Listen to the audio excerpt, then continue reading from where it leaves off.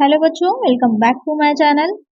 कैसे हैं आप सब लोग। मैं आप लोग को जो बिहार स्टेट में का पेपर सेकंड है, जिसमें जिन बच्चों ने कॉमर्स सब्जेक्ट किया है उन लोग के प्रैक्टिस सेट में सॉल्व करवा रही थी। इससे पहले भी मैंने एक प्रैक्टिस सेट अपलोड किया था, इसके चैनल पे अलग से प्लेलिस्ट है, आप देख लीजिएगा, लिंक मैं डिस्क्रिप्शन में दे दूंगी। ये भी इसका प्रैक्टिस सेट्स आएंगे क्योंकि आप लोग के एग्जाम्स होने वाले हैं। वीडियो को शुरू करते हैं, लेकिन शुरू करने से पहले आप लोग देखते हैं सब्सक्राइब नहीं करते तो सब्सक्राइब जरूर किया करिए और वीडियो को लाइक भी किया करिए। आइए शुरू करते हैं। फर्स्ट क्वेश्चन है, निम्नलिखित में से कौन सी आय कर मुक्त है। State which of the following allowance is exempted. Dearness allowance, city compensation allowance, foreign allowance, medical allowance. तो यहाँ पर जो आप सैलरी चैप्टर में पढ़ते हैं तो वहाँ पर तीन चीजें रहती हैं। एक तो बेसिक सैलरी हो जाती है, दूसरी हो जाते हैं कुछ आप लोग के अलाउंसेस होते हैं और कुछ आपके अनुलाभ हो जाते हैं। तो जो अलाउंसेस होते हैं उसमें से क्या होता है, तीन तरह के होते हैं। कुछ हो जाता है कि फुली पेड होते हैं, कुछ हो जाते हैं पार्टली हो जाते हैं और कुछ एग्जाम्प्ट होते हैं। तो यहाँ पर क्वेश्चन में कह रहा है कि इसमें से कौन से पूरी एग्जाम्प्ट है। तो जो डेयरनेस अलाउंस होता है, महंगाई भत्ता, वो तो पेड होता है। सिटी कंपनसेशन अलाउंस जैसे सीसीए बोलते हैं शॉर्ट में, वो भी पेड होता है। जो आपका फॉरेन अलाउंस होता है, वो जो अलाउंस होगा वो क्या हो जाता है, कर मुक्त होता है, एग्जाम्प्ट होता है। बाकी मेडिकल अलाउंस भी पेड होता है। मेडिकल अलाउंस भी क्या होता है, टैक्सेबल होता है। तो इसका आंसर क्या होगा, ऑप्शन सी। नेक्स्ट क्वेश्चन है, शिक्षा भत्ता कर मुक्त है। Education allowance is exempted for 1%, 4%, 2%, none of these. तो यहाँ पर शिक्षा भत्ता की बात की जा रही है। शिक्षा सुविधा भी होती है, तो ध्यान रखिएगा कि क्वेश्चन में यहाँ पर भत्ता पूछ रहा है, सुविधा नहीं पूछ रहा है। तो जो शिक्षा भत्ता होता है, एजुकेशन अलाउंस होता है, वो कितने तक कर मुक्त होता है, तो वो होता है सिर्फ 2 बच्चों के लिए, यानी 2% के लिए ही टैक्स फ्री होता है। तो एक आंसर होगा ऑप्शन सी। ऐसे तो पार्टली पेड होता है, पूरी तरह नहीं होता है, कुछ सीमा तक कर मुक्त होता है, उससे ज्यादा अगर होता है तो पेड हो जाता है। नेक्स्ट क्वेश्चन है, एक सरकारी कर्मचारी को गत वर्ष में 1,20,000 रुपए वेतन तथा 10,000 रुपए मनोरंजन भत्ता मिला। उसे मनोरंजन पर 6,000 रुपए व्यय किए, उसे धारा 16 और धारा 2 में कटौती मिलेगी। A government employ received salary ₹1,20,000 and entertainment allowance ₹10,000 during the previous year. He spent 6,000 on entertainment. He is entitled to deduction under section 16 subsection 2. यहाँ पर क्वेश्चन आपसे कह रहा है कि एक सरकारी कर्मचारी है, तो यहाँ पर ध्यान रखिएगा जो मनोरंजन भत्ता होता है, अगर प्राइवेट एम्प्लॉय है तो पूरा टैक्सेबल होगा, लेकिन अगर गवर्नमेंट एम्प्लॉय होता है तो वहां पर उसे कुछ कटौती दी जाती है, कुछ रिडक्शन दी जाती है। किस तरह से दी जाती है, तो क्वेश्चन में कह रहा है कि 1,20,000 वेतन है, सैलरी उसकी दे रखी है 1,20,000 की, और उसको जो मनोरंजन भत्ता मिला है 10,000 का मिला है, और जो 6,000 रुपये उसने एक्चुअल में व्यय किए हैं, जिसको हमें सॉल्व करना होगा। तो यहाँ पर आपको सॉल्व करने में पता होगा कि 3 पॉइंट बनते हैं। इसमें जो पहला पॉइंट बनता है वो हो जाता है एक्चुअल एंटरटेनमेंट अलाउंस रिसीव, कितना उसे रिसीव हुआ था, 10,000 का। सेकंड पॉइंट बनता है 20% ऑफ सैलरी, तो सैलरी कितनी दे रखी है, 1,20,000 की, तो यहाँ पर जो सैलरी होगी उसका 20% निकाल लीजिए। 1,20,000 का 20% कितना आ जाएगा, 24,000 आ जाएगा।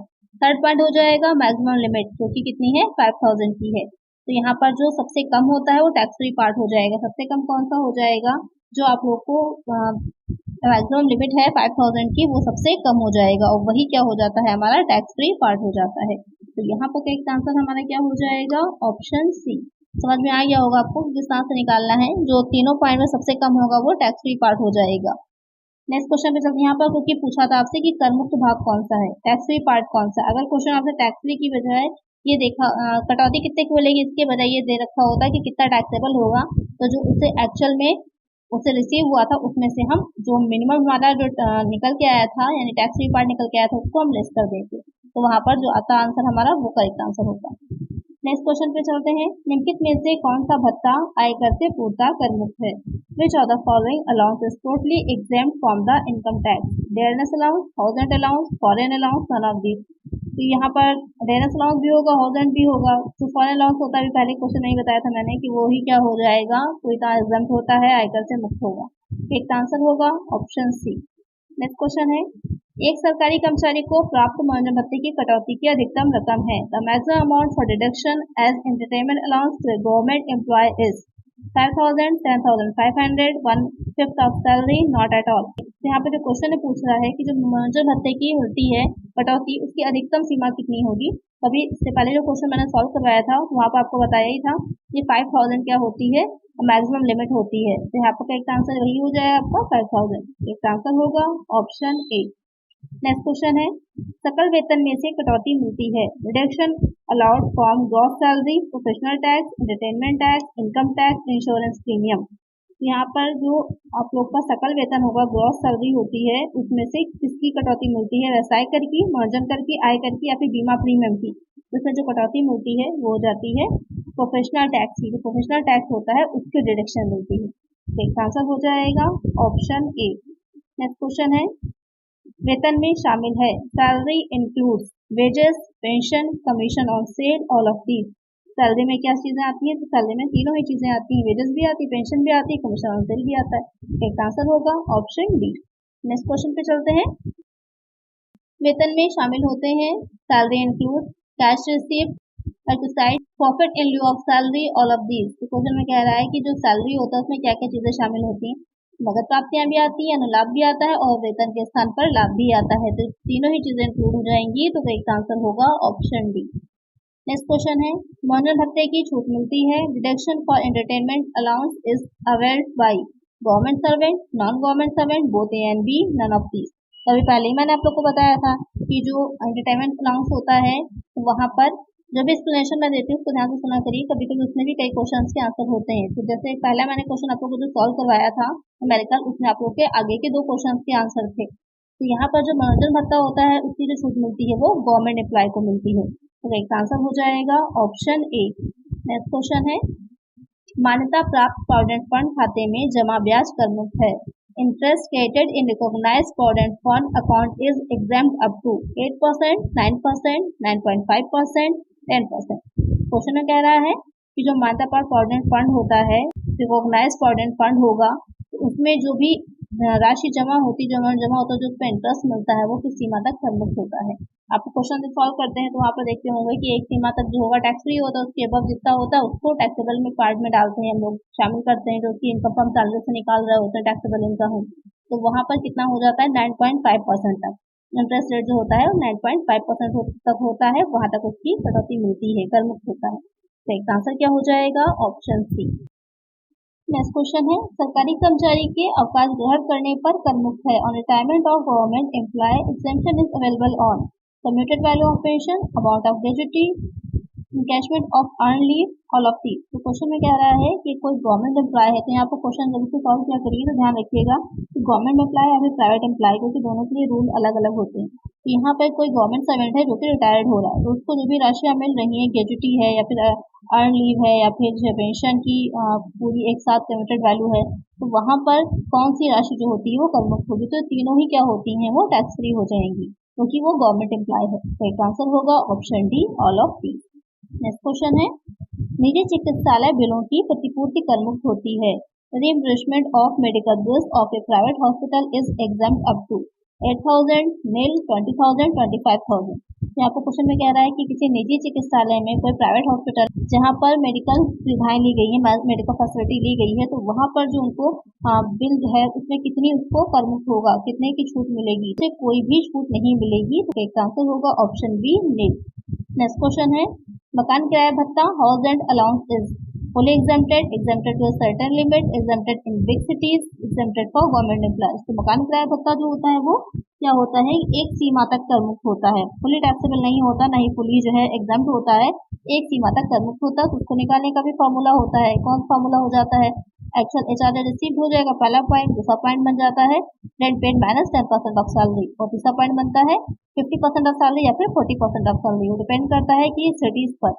तो यहाँ पर उसके बाद जो सबसे कम होता है अमाउंट वो हो जाता है इन द अबव, यानी कि तीनों में से जो कम होता है वो हो जाता है टैक्स फ्री पार्ट। और टैक्सेबल कैसे निकालते हैं, जो भी हमारी दे रखा होता है कि एक्चुअल जितना हमको रिसीव हुआ है जा रहे उसमें से हम टैक्स फ्री पार्ट को लेस कर देते हैं, तो हमारा टैक्सेबल आ जाता है।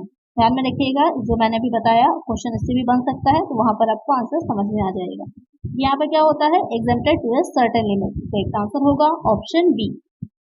नेक्स्ट क्वेश्चन है, एक कर्मचारी को ग्रेजुटी प्राप्त नहीं होती है तो उसे प्राप्त एक मुश्त पेंशन कर योग्य होगी।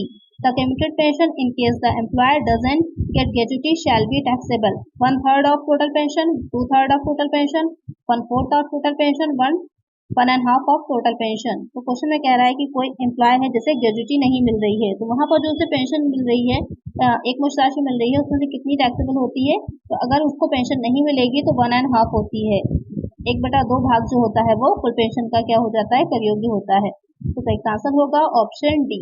और अगर उसे ग्रेजुटी मिल रही होती तो वहां पर कितना हो जाता है, 1/3 किया जाता है वहां पर। नेक्स्ट क्वेश्चन है, गैर सरकारी कर्मचारी जो कि ग्रेजुटी भुगतान अधिनियम 1972 के अंतर्गत आते हैं, उनके लिए कर मुक्त ग्रेजुटी की अधिकतम राशि क्या है। In the case of non government employees covered by the payment of gratuity act 1972, what is the maximum amount of gratuity exempt from tax? 10 lakh, 2,50,000, 20 lakh, 5 lakh. Question में कह रहे हैं कि जो ग्रेजुटी भुगतान अधिनियम 1972 है, कोई गैर सरकारी कर्मचारी है। यहाँ पर इनकम टैक्स में पूरा आप एक चीज का बस ध्यान रखिएगा कि सर्वेंट कौन सा है, गवर्नमेंट है या प्राइवेट है, क्योंकि दोनों के लिए ही रूल चेंज हो जाता है। यहाँ पर क्या है, गैर सरकारी कर्मचारी नॉन गवर्नमेंट एम्प्लॉय यानी कि प्राइवेट एम्प्लॉय है, और वो ग्रेजुटी भुगतान अधिनियम 1972 के अंदर आ रहा है। तो वहां पर जो उसकी अधिकतम सीमा हो जाती है, जो मैक्सिमम लिमिट होती है, वो क्या होती है, वो हो जाती है 20 लाख यानी कि 20 लाख। तो इसका आंसर होगा ऑप्शन सी। नेक्स्ट क्वेश्चन है, एक सरकारी कर्मचारी को प्राप्त ग्रेजुटी की रकम होती है। Gratuity received by government employ is fully exempted, partly taxable, fully taxable, exempted up to 10 lakh. तो आपको क्वेश्चन में कह रहा है कि जो गवर्नमेंट एम्प्लॉय है, तो गवर्नमेंट एम्प्लॉय को बहुत सी सुविधाएं मिलती है, बहुत फैसिलिटीज मिलती हैं, इसीलिए सब लोग कोशिश करते हैं कि गवर्नमेंट एम्प्लॉय बन जाए, तैयारी करते हैं। आप लोग भी कोशिश करिएगा, अपनी तैयारी रखिएगा ग्रेजुएशन के साथ साथ आगे किसी भी कंपटीशन की। आजकल तो वैसे काफी डिफिकल्ट है, लेकिन इम्पॉसिबल नहीं है, कंपटीशन ज्यादा है, लेकिन अगर आप अभी से मेहनत करेंगे तो उस कंपटीशन को आप बीट कर सकते हैं। तो कोशिश करिए, आगे जो भी लाइन में आप जाना चाहते हैं उसकी तैयारी आप अभी से शुरू करिए। तो यहाँ पर जो क्वेश्चन में कह रहा है कि सरकारी कर्मचारी को कितनी रकम होती है, तो उससे पूरी तरह से एग्जेम्प्टेड होती है, पूरी एग्जेम्प्टेड है। तो इसका आंसर हो जाएगा ऑप्शन ए। नेक्स्ट क्वेश्चन है, भूतकालीन सेवाओं के बदले में समय समय पर मिलने वाली राशि को कहते हैं। The periodic payment of money for the past service is known as pension, committed pension, gratuity, none of these. यानी कि जो पहले हमने सर्विसेज दी थी उसके लिए अब हमें टाइम टू टाइम जो भी अमाउंट मिल रहा होता है तो क्या कहलाता है, तो आपको पता ही होगा, पेंशन कहलाता है। आपके घर में जो पहले के लोग होंगे जो कि गवर्नमेंट सर्विस में थे, तो उनको अभी पेंशन मिल रही होगी। अब तो खैर गवर्नमेंट ने पेंशन समाप्त कर दी है, पेंशन खत्म कर दी है, लेकिन पहले के जो टाइम के लोग थे उनको अभी भी पेंशन मिल रही है, तो वही हो जाती है पेंशन। तो इसका आंसर हो जाएगा ऑप्शन ए। आय के विभिन्न शीर्षकों का योग कहलाता है। Sum of various heads of income is called gross total income, taxable income, adjusted income. तो इससे पहले की वीडियो में हमने पढ़ा था कि रेजिडेंशियल स्टेटस किस तरह से देखा जाता है, किस तरह से निकाला जाता है किसी व्यक्ति का, कि कोई व्यक्ति किसी भी ईयर में, किसी असेसमेंट ईयर में भारत में निवासी है या नहीं है, रेजिडेंट है या नहीं है। तो अब जो है ये आगे हम देखते हैं कि उसकी किस आय पर जो होता है टैक्स लगाया जाता है। तो यहाँ पर आपको पता है कि 5 हेड होते हैं आय के। Income from salary, income from house property, capital gain हो जाता है, प्रॉफिट या profit from business and profession हो जाता है, और साथ में इनकम फ्रॉम अदर सोर्सेज हो जाता है। तो इन 5 हेड से जो इनकम कैलकुलेट की जाती है तो वो आपकी क्या कहलाती है, ग्रॉस टोटल इनकम कहलाती है, सकल कुल आय कहलाती है। तो क्वेश्चन में कह रहा था कि आय के विभिन्न शीर्षकों का योग क्या कहलाता है, वो हो जाता है ग्रॉस टोटल इनकम, सकल कुल आय। तो एक आंसर हो जाएगा ऑप्शन ए। जब उस में से हम अपनी जो 80C से 80U तक की जो डिडक्शन मिलती है, कटौतियां मिलती हैं, उसको लेस कर देते हैं, घटा देते हैं, तब हमारी जो इनकम निकल के आती है वो हो जाती है हमारी टोटल इनकम, और उसी टोटल इनकम पर कर लगाया जाता है, टैक्स दिया जाता है। जो आपकी ग्रॉस टोटल इनकम होती है उस पर नहीं दिया जाता, बल्कि जो टोटल इनकम होती है उस पर ही टैक्स लगाया जाता है। यहाँ पर क्वेश्चन में क्योंकि सिर्फ इतना पूछा था कि 5 शीर्षकों से, 5 हेड्स से जो कैलकुलेट करके इनकम आती है वो कौन सी होगी, वो हो जाती है सकल कुल आय, ग्रॉस टोटल इनकम। एक आंसर हो जाएगा ऑप्शन ए। नेक्स्ट क्वेश्चन है, किस आय में से धारा 80C की कटौती नहीं मिलती, out of which income reduction under section 80C is not allowed. Income from salary, income from house property, income from business, long term capital gain. Question में कह रहा है जो 80C की डिडक्शन होती है इसमें से किस में वो नहीं मिलती, किस हेड में वो नहीं मिलती। तो इनकम फ्रॉम सैलरी में भी मिलती है, हाउस प्रॉपर्टी में भी मिलती है, और इनकम फ्रॉम बिजनेस में भी मिलती है। वो आपकी LTCG में नहीं मिलती, लॉन्ग टर्म कैपिटल गेन में नहीं मिलती। तो करेक्ट आंसर होगा हमारा ऑप्शन डी। नेक्स्ट क्वेश्चन है, आयकर अधिनियम में आय की शीर्षक है number of heads and income tax act are 3, 4, 5, 6। तो अभी मैंने आपको बता ही दिया 5 हेड होते हैं, तो यहाँ पर एक आंसर हो जाएगा हमारा ऑप्शन सी। नेक्स्ट क्वेश्चन है, किस आय में से धारा 80G की कटौती नहीं मिलती, out of which income deduction under section 80G is not allowed? Income from salary, income from house property, short term capital gain under section 111A, income from other sources. तो क्वेश्चन में कह रहा है कि किस तरह की इनकम जो होगी इसमें 80G की कटौती नहीं मिलती। तो पहले हम बात कर लेते हैं 80G पर कि 80G है किससे रिलेटेड। तो जो आपके दान दिए जाते हैं उससे रिलेटेड हो जाती है, जो चैरिटी डोनेशन दी जाती है उससे रिलेटेड हो जाती है हमारी 80G।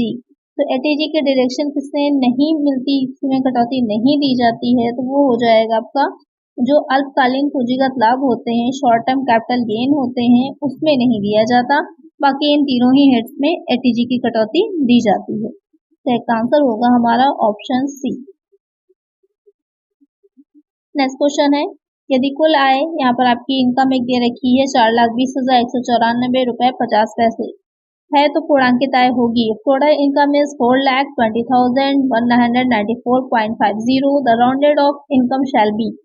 यहाँ पर आपको ये बताया है क्योंकि जो टैक्स लगता है, अभी मैंने आपको बताया था कि जो ग्रॉस टोटल इनकम हम पांचों हेड से कैलकुलेट करके निकालते हैं, टोटल किया, ग्रॉस टोटल इनकम आ गई, उसमें से हमने 80C से 80U तक की डिडक्शन दे दी। अब जो हमारी बची वो टोटल इनकम हो गई।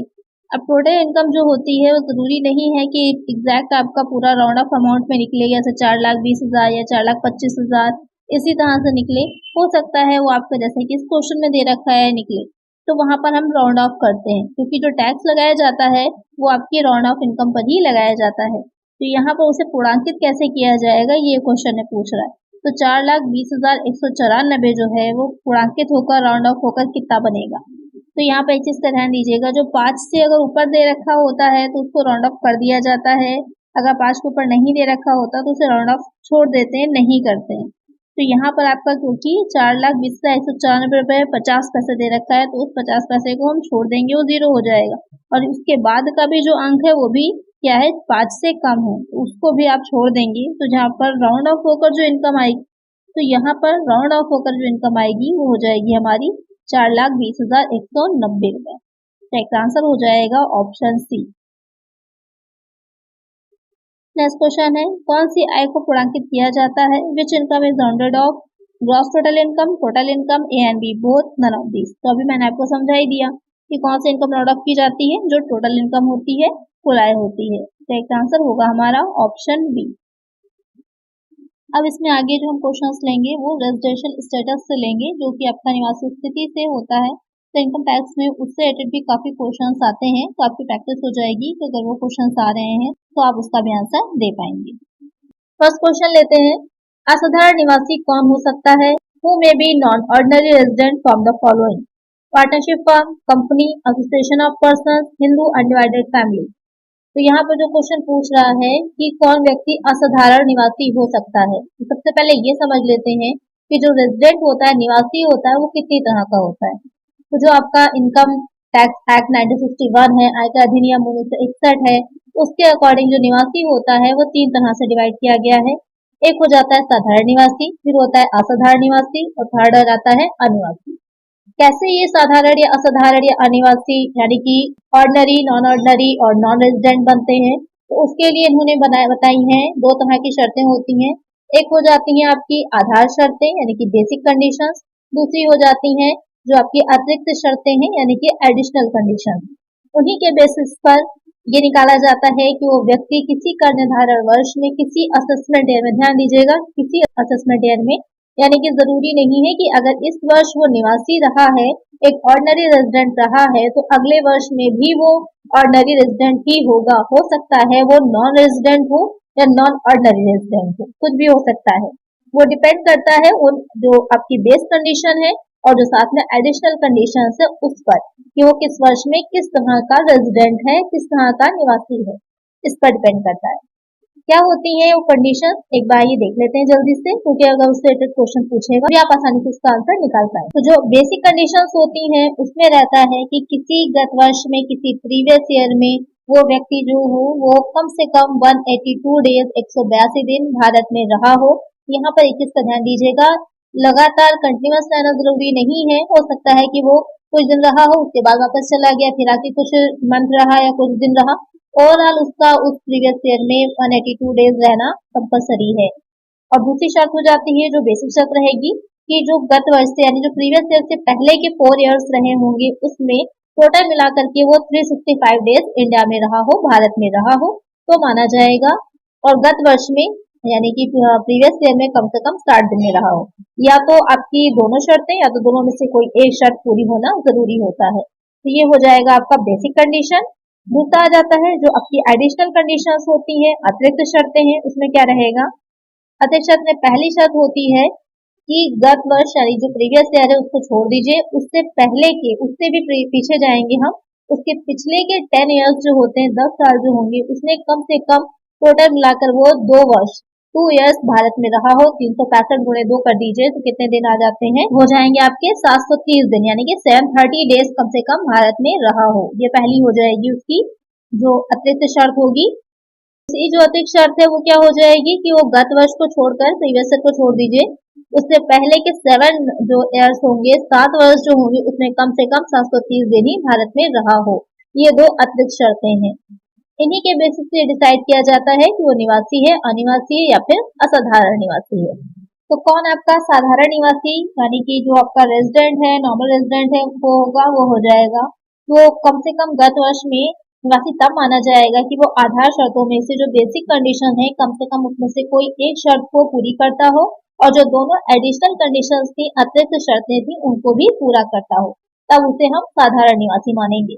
दूसरी शर्त जो आपका रहेगा, जो आपका असाधारण निवासी है, नॉन ऑर्डिनरी रेजिडेंट है, तो व्यक्ति कम से कम जो आपकी बेसिक कंडीशन है, आधार शर्तें, उनमें से एक शर्त को पूरी करे और दोनों ही अतिरिक्त शर्तों को वो पूरी नहीं कर रहा होगा, एडिशनल कंडीशंस को पूरा नहीं कर रहा होगा, तब हम उसे मानेंगे कि वो असाधारण निवासी है, नॉन ऑर्डिनरी रेजिडेंट है। थर्ड आ जाता है आपका जो अनिवासी होगा, नॉन रेजिडेंट होगा, उसके लिए कि दोनों ही वो आधार शर्तों में से किसी भी शर्त को पूरा नहीं करेगा, एडिशनल की यहाँ वो बात ही नहीं आएगी, मेन वो बेसिक जो कंडीशन है उसको ही पूरा नहीं कर रहा होगा, तो वो अनिवासी हो जाएगा, नॉन रेजिडेंट हो जाएगा।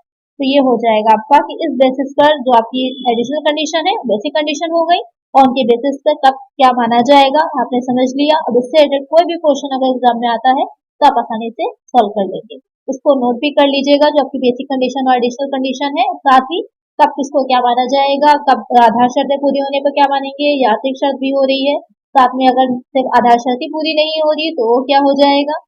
चलिए बात है अपने क्वेश्चन पर। आपका क्वेश्चन जो पूछ रहा था कि असाधारण निवासी कौन हो सकता है, तो यहाँ पर एक पार्टनरशिप फर्म, कंपनी या फिर जो एसोसिएशन ऑफ पर्सन है, तीनों ही असाधारण निवासी नहीं होते हैं। लेकिन जो आपका हिंदू अनडिवाइडेड फैमिली है जिसे HUF भी शॉर्ट में बोलते हैं, वो आपका असाधारण निवासी नॉन ऑर्डिनरी रेजिडेंट हो सकता है। तो इसका आंसर होगा हमारा ऑप्शन डी। नेक्स्ट क्वेश्चन लेते हैं। एक सरकारी कर्मचारी को जो भारत का नागरिक है विदेश में सेवा करते समय भारत सरकार द्वारा दिया गया वेतन, salary payable by the government of India to an Indian citizen for services outside in India, is taxable in India, is not taxable in India, is includable in the total income for rate purposes only, none of these. यानी कि कोई government servant है, जैसे कि bank ही है, तो bank जो है बहुत से गवर्नमेंट बैंक ऐसे हैं जिनकी ब्रांचेस इंडिया के बाहर भी हैं, तो वहां पर अगर वो काम कर रहे होते हैं तो उनको जो सैलरी दी जाती है, जो उनको इनकम मिल रही होती है तो वो भारत के ही सिटीजन, लेकिन जो अपनी वो सर्विसेज दे रहे हैं वो फॉरेन में दे रहे हैं, विदेश में दे रहे हैं, तो वहां पर जो उनका वेतन उनको दिया जा रहा है वो भारत के लिए कर योग्य होता है, टैक्सेबल होता है। तो एक आंसर हो जाएगा हमारा ऑप्शन ए। नेक्स्ट क्वेश्चन है, निवास स्थान के आधार पर करदाताओं को किन भागों में बांटा गया है, what are the classes of an SSC on the basis of their residence. अभी मैंने आपको ये डिटेल में समझाया था कि कितने उससे बांटा गया है, कितने प्रकार के होते हैं, कितने टाइप्स के होते हैं। Indians and foreigners, resident Indians and non resident Indians, resident not ordinary resident and non resident person, firms and companies. तभी जो मैंने आपको बताया है कितने तरह से बांटा जाता है, 3 तरह के होते हैं। एक आपका निवासी हो जाएगा रेजिडेंट, असाधारण निवासी नॉट ऑर्डिनरी रेजिडेंट, फिर हो जाएगा अनिवासी यानी कि नॉन रेजिडेंट। ये 3 टाइप्स के होते हैं। तो सही आंसर होगा हमारा ऑप्शन सी। नेक्स्ट क्वेश्चन है, भारत में उपार्जित आय कर योग्य होती है। Income accruing in India is accessible for all assessees resident in India, not ordinary resident in India, non resident in India. तो क्वेश्चन में कह रहा है कि जो भारत में उपार्जित यानी कि एक ऐसी इनकम है जो भारत में ही उपार्जित जो हुई वो इंडिया में ही हुई है। जैसे कि कोई बाहर जॉब कर रहा है लेकिन बाहर उसको वो इनकम मिली तो उपार्जित वो इंडिया के बाहर मानी जाएगी, लेकिन बाद में उसने इंडिया में भेजी तो वहां पर कंडीशंस अलग अलग हो जाती हैं कि किस तरह के बिजनेस से है, क्या वो उस बिजनेस का कंट्रोल इंडिया से है। जैसे कि अभी हमने क्वेश्चन देखा था पहले कि वो भारत सरकार की ही कोई उपक्रम में किसी इंटरप्राइजेस में किसी बैंक में काम कर रहा था, उसको वहां इनकम मिल रही थी तो उसको हम मान रहे थे कि यहाँ इंडिया में टैक्सेबल होती है। लेकिन अगर बाहर ही उपार्जित हो रही है, किसी बाहर की ही कंपनी में वो लगा हुआ है, उसके बाद में वो इंडिया में भेज रहा है तो वहां पर वो टैक्सेबल नहीं होगी। यहाँ पर जो क्वेश्चन में कह रहा है कि भारत में ही उपार्जित है तो किसके लिए कर योग होगी, उस सभी करदाताओं के लिए, ऑल एसएससीज के लिए कर योग होगी, टैक्सेबल होगी। इसका आंसर हो जाएगा ऑप्शन ए। नेक्स्ट क्वेश्चन है, निवास स्थान के आधार पर करदाताओं को कितनी श्रेणियों में विभाजित किया गया है। On the basis of residence, the SSCs are divided into how many categories? 2, 3, 4, 5। यहाँ पर कितनी कैटेगरीज में इसको विभाजित किया गया है, जल्दी से आप लोग कमेंट करिए। अभी मैंने समझाया आप लोग को डिटेल में, आप लोग कमेंट नहीं करते हैं। जो भी क्वेश्चन मैं पूछा करूँ उसके आंसर कमेंट किया करिए आप लोग। यहाँ पर बताइए मुझे कि कितने कैटेगरीज में इसको डिवाइड किया गया है। और एक चीज का और ध्यान रखिएगा, जो नागरिकता होती है, सिटीजनशिप होती है, वो अलग होती है और रेजिडेंशियल स्टेटस जो होता है वो अलग होता है। जरूरी नहीं है कि कोई व्यक्ति जो भारत में नागरिक है, जो भारत में सिटीजन है, उस वर्ष को रेजिडेंट भी माना जाए, निवासी भी माना जाए, ऐसा जरूरी नहीं होता। क्योंकि सिटीजन होने के लिए आपको भारत का नागरिक होना, भारत की नागरिकता होना आपके पास इम्पोर्टेंट होता है। आप वोट दे सकते हैं, आप भारत के नागरिक कहलाते हैं। लेकिन जो रेजिडेंट होता है वो जरूरी नहीं होता कि भारत का नागरिक हो, सिटीजन हो सकता है कोई विदेशी है, फॉरेनर है, यहाँ आके रहा और जो एडिशनल कंडीशन थी या बेसिक कंडीशन थी उसने वो पूरी करी, वो फुलफिल करी, तो यहाँ पर उसको इंडियन जो भी इनकम बनेगी उसका टैक्स देना पड़ेगा। लेकिन जो सिटीजन होगा, जो नागरिक होगा, वो यहाँ रह तो रहा है लेकिन अगर उसकी इनकम पर या रेजिडेंशियल स्टेटस के अकॉर्डिंग वो इंडिया में उतने दिन नहीं रहा कि उसे टैक्स देना पड़े, तो उसे टैक्स नहीं देना पड़ेगा, भले ही उसकी नागरिकता भारत की हो। नेक्स्ट क्वेश्चन है, पाकिस्तान में कृषि से आय कर योग्य है। Agriculture income in Pakistan is accessible for resident, non ordinary resident, non resident, not taxable. तो कोई इनकम जो कृषि आय होती है, एग्रीकल्चर इनकम होती है, आपको पता है इंडिया में एग्रीकल्चर इनकम जो होती है टैक्स फ्री होती है। लेकिन अगर पाकिस्तान में कृषि से आय उसे मिल रही है और उस वर्ष वो इंडिया के लिए रेजिडेंट है, निवासी है, तो यहाँ पर उसकी आय क्या होगी, सिर्फ निवासी के लिए ही कर योग्य होगी और किसी भी तरह उसको इंडिया में टैक्स नहीं देना है। लेकिन उस वर्ष अगर वो इंडिया में निवासी होता है, रेजिडेंट माना जाता है, तो उसे अपनी एग्रीकल्चर इनकम जिसकी पाकिस्तान में हो रही है उसका भी टैक्स इंडिया में देना होगा। पाकिस्तान में कोई भी कंट्री हो सकती है, तो एक आंसर हो जाएगा ऑप्शन। नेक्स्ट क्वेश्चन है, एक भारतीय नागरिक जो गत वर्ष में रोजगार हेतु विदेश जाता है, निवासी के लिए भारत में कम से कम ठहरना होगा यदि उसकी कुल आय जो विदेशी स्रोतों से आय को छोड़कर गत वर्ष के दौरान 15 लाख तक हो। A citizen of India who goes abroad for the purposes of employment, he must stay in India to become a resident for at least, if his total income other than income from foreign sources up to rupees 15 lakh during the previous year, 182 days, 90 days, 60 days, 180 days। तो यहाँ पर निवासी के लिए सीधे तौर पर पूछा है, तो निवासी होने के लिए पहले इम्पोर्टेंट जो है कि वो जो बेस कंडीशन है, जो बेसिक कंडीशन है, आधार शर्तें वो पूरी करता हो। जब वो पूरी करता होगा तभी उसको निवासी माना जाएगा, उसके बाद हम एडिशनल के बारे में सोचेंगे। पहले हमें बेसिक कंडीशन देखनी है। तो बेसिक कंडीशन के लिए जो कह रहा है कि गत वर्ष में रोजगार हेतु विदेश को गया था, किसी फॉरेन कंट्री में गया था, लेकिन भारत में निवासी होने के लिए इनकम उसकी 15 लाख से अबव है, टैक्सेबल हो रही है इंडिया में, उसको टैक्स देना चाहिए। एग्जम्प्टेड जो इनकम है उससे ज्यादा है, लेकिन कम से कम वो कितने दिन होना चाहिए, 182 डेज रहा हो, कम से कम 182 दिन जब वो भारत में रहेगा तभी वो बेसिक कंडीशन को पूरा कर पाएगा। इसका आंसर क्या होगा हमारा ऑप्शन ए। नेक्स्ट क्वेश्चन है, करदाता की निवासी स्थिति प्रत्येक वर्ष, every year the residential status of an assessee में change, will certainly change, will not change, none of this. तो यहाँ पर क्वेश्चन में कह रहा है कि निवासी स्थिति जो होती है, जो रेजिडेंशियल स्टेटस होता है, क्या हर वर्ष बदल जाता है। जैसे कि अभी मैंने आप लोगों को नागरिकता के बारे में बताया, सिटीजनशिप के बारे में बताया। जो सिटीजनशिप होती है, नागरिकता चेंज नहीं होती है। आपकी हो सकता है पूरी लाइफ टाइम अगर आप इंडिया में ही रह रहे हो तो इंडियन ही रहेंगे, भारत की नागरिकता रहेगी। किसी और कंट्री में जाके रहने लगते हैं तो वहीं की नागरिकता अगर आप ले लेते हैं, वहीं की सिटीजनशिप ले लेते हैं, तो आपको भारत की नागरिकता छोड़नी पड़ेगी। तो यहाँ पर क्या रहेगा कि एक व्यक्ति नॉर्मली अगर हम बात करें नॉर्मल कंडीशंस में, तो वो लाइफ टाइम अपना वो भारत का ही नागरिक रहेगा, इंडिया का ही सिटीजन रहेगा। लेकिन जो करदाता होता है, रेजिडेंशियल स्टेटस है, वो हर वर्ष क्या हो सकता है, बदल सकता है, चेंज हो सकता है। अगर वो पूरे वर्ष इंडिया में रहा ही नहीं है, फॉरेन कंट्री में ही रहा है, तो उसे इंडिया में कोई कर नहीं देना पड़ेगा, वो अनिवासी माना जाएगा, उसे कुछ भी नहीं चुकाना पड़ेगा। लेकिन अगर वो आता जाता रहा है, तब हम ये देखेंगे कि वो बेस कंडीशंस को, या जो जो बेसिक कंडीशंस हैं या जो एडिशनल कंडीशंस हैं, उनको पूरी कर रहा है या नहीं कर रहा है, तो उसके अकॉर्डिंग हम उस पर टैक्स लगाएंगे। तो क्या होता है, हर साल पर ईयर चेंज होती रहती है, तो निवासी स्थिति क्या होगी, बदल सकती है। तो एक आंसर क्या होगा हमारा, option A, may change. Next question है, एक कंपनी गत वर्ष में नहीं होती, a company doesn't become the following in the previous year, ordinary resident, non resident, not ordinary resident, resident. काफी अच्छा क्वेश्चन है। एक जो कंपनी होती है किसी भी गत वर्ष में क्या नहीं होती है, तो वो असाधारण निवासी नहीं होती, नॉट ऑर्डिनरी रेजिडेंट नहीं होती।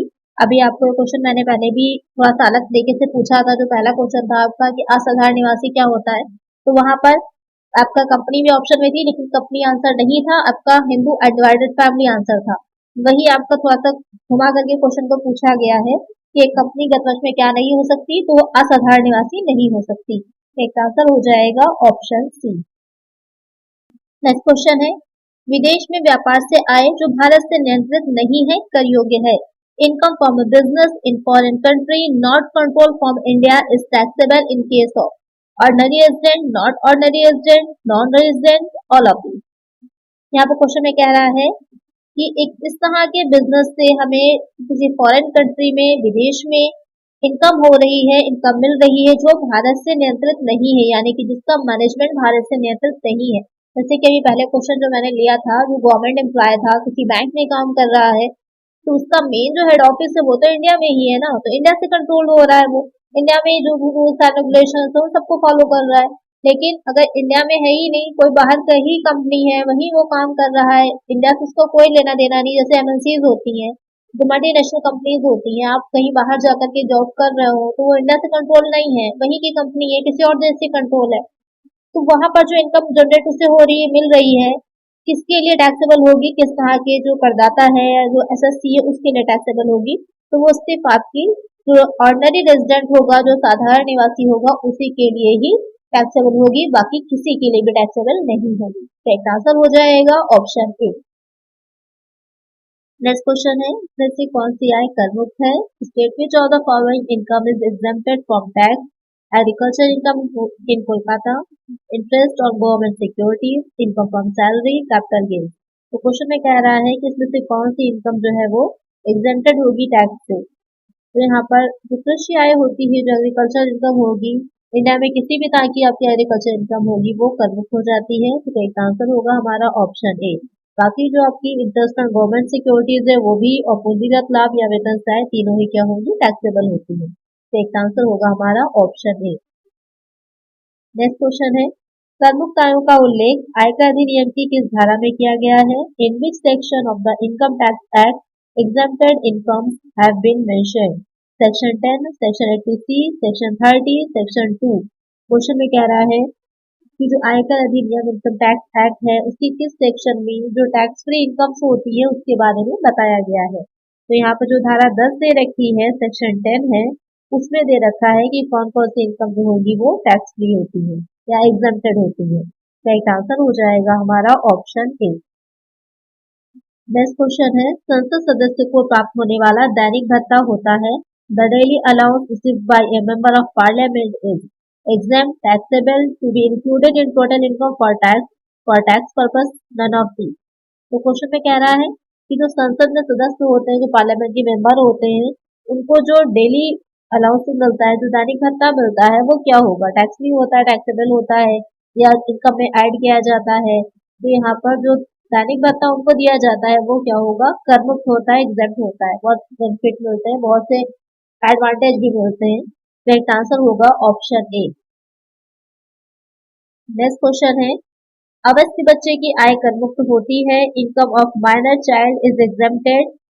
₹1000, ₹1500, इनकम ऑफ माइनर चाइल्ड और 1500 whichever is less whole income. तो क्वेश्चन में कह रहा है जो अव्यस्त बच्चा है, माइनर है, यानी कि जिसकी जो आयु है, जो एज है वो 18 ईयर्स के बिलो है, 18 ईयर्स के से कम है, उसकी आय जो होती है वो पूरी तरह कर मुक्त होगी या फिर जो 1500 तक कर मुक्त होगी। तो क्या रहता है इसमें, इस तरह के बच्चे होते हैं जो अव्यस्त है, माइनर चाइल्ड है, जैसे कि चाइल्ड आर्टिस्ट होते हैं, और भी जो बच्चे जो सिंगर है या जिनकी आयु 18 ईयर्स से कम है, वो भी अर्न कर रहे हैं, तो उनकी इनकम जो होगी वो अवश्य आएगी, यानी जो 1500 तक है या उनकी जो इनकम है, दोनों में से जो भी कम होगा वो सीमा तक वो टैक्स फ्री होते हैं, उसके ऊपर टैक्सेबल होती है। तो उनकी इनकम जो होती है, जो उनके पेरेंट्स की इनकम होती है, उसी में ऐड कर ली जाती है, उसी पर टैक्स लगता है। तो यहाँ पर करेक्ट आंसर होगा ऑप्शन सी। नेक्स्ट क्वेश्चन है, डाकखाने के व्यक्तिगत बचत खाते पर अधिकतम ब्याज कर मुक्त है। Maximum limit of interest exemption on individual account in post office savings account is 2500, 3500, 4500 whole amount. Question में कह रहा है कि जो पोस्ट ऑफिस में आपने अगर सेविंग अकाउंट को ओपन करवाया है, तो उसमें जो इंटरेस्ट मिल रहा है वो किस सीमा तक, कहाँ तक आपका टैक्स फ्री होगा, एग्जेम्प्टेड होगा।